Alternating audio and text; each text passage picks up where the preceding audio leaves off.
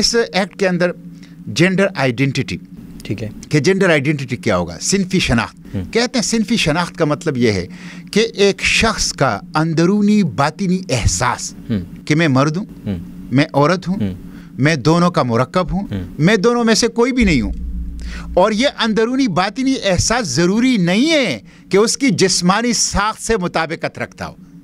ये है gender identity की डिफिनीशन, सिनफी शनाख्त की डिफिनीशन। अच्छा, दूसरी चीज़, तीसरी चीज़ फिर यह है कि ये जो ट्रांसजेंडर है, यानी जिनको ये जिनसी शनाख्त और फिर ये जो ट्रांसजेंडर की डिफिनीशन है, इसके साथ ये कहते हैं सेल्फ परस्यूड जेंडर आइडेंटिटी का इख्तियार, अपनी मर्जी की सिनफी शनाख्त इख्तियार करने की इजाज़त। यानी एक बंदा जाएगा, नादरा के सामने खड़ा हो जाएगा और कहेगा कि मुझे आप जो हैं वो ये शनाख्ती कार्ड दे दें, और वो उसको देगा अपनी मर्जी की सिनफी शनाख्त की एहसास की बुनियाद पर, सेल्फ परस्यूड जेंडर आइडेंटिटी की बुनियाद पर। ये वो चीज़ है जो मगरिब में शुरू हुई।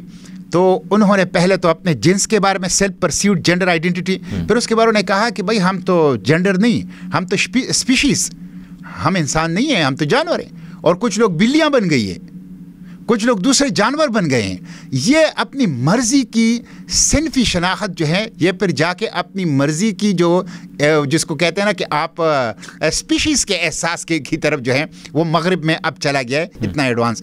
तो ये सेल्फ परस्यूड जेंडर आइडेंटिटी कि नादरा मेडिकल बोर्ड नहीं होगा, जाएगा और उसको, और फिर उसके साथ ये है कि इसी एक्ट के अंदर जो डिफिनीशन नंबर 2 है कैस्ट्रेटेड मैन, उसमें बैनुस्सतूर में पाकिस्तान में सेक्स रीअसाइनमेंट सर्जरी की इजाज़त दी गई है कि एक शख्स जो है अपने आप को कैस्ट्रेटेड बना सकता है। हालांकि ये जुल्म है, ये इस्लाम में मना है, ये अल्लाह की तख्लीक के अंदर मुदाखलत है। बिल्कुल। तो इसकी बैनुस्सतूर इजाज़त दी है। तो ये वो बुनियादी उसके ऊपर एतराज़ात हैं जो बुनियादी, बाकी उसमें बहुत सी और भी खराबियाँ हैं।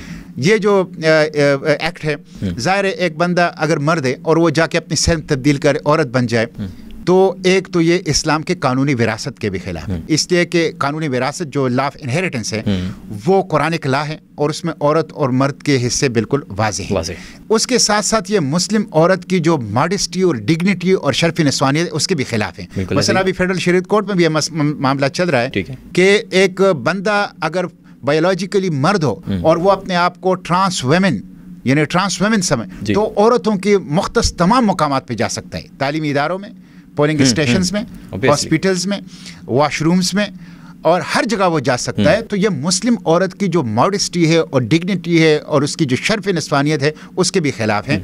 तो इस वजह से मैं इस एक्ट को एक एक्ट ऑफ वॉर समझता हूँ मगरिब का, जिसमें फैसिलिटेटर हमारा पार्लियामेंट और हमारी हुकूमतें रही हैं, और ये एक बहुत बड़ा ख़तरा है हमारे ख़ानदानी निज़ाम की।